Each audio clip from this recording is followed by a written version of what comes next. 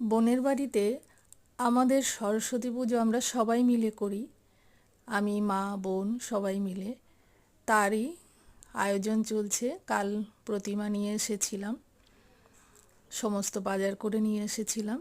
আজকে মাকে সাজানো হচ্ছে, মায়ের সমস্ত কিছু গোছানো হচ্ছে।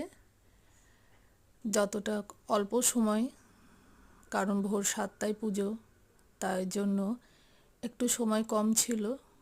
তো তার মধ্যে থেকেও ঠাকুরকে, মাকে একটু সুন্দর করে সাজিয়ে একটু পুজো দেওয়ার চেষ্টা, তারই প্রস্তুতি চলছে। মায়ের মুখ এত সুন্দর সাজানোর পর এত ভালো লাগছে, মাকে দেখতে মন ভরে যাচ্ছে।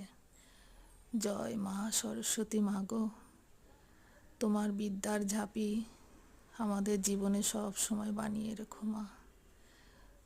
তোমার বিদ্যা সব সময় আমাদের জীবনে রেখো মা। তুমি ছাড়া আমরা কোনো কিছুই হতে পারি না। ছোটবেলায় আমার মায়ের কাছ থেকে আমার এই ভাষা, এই শিক্ষা, সমস্ত কিছু আমার ছোটবেলা থেকে আমার মা এই পুজো করে চলেছে।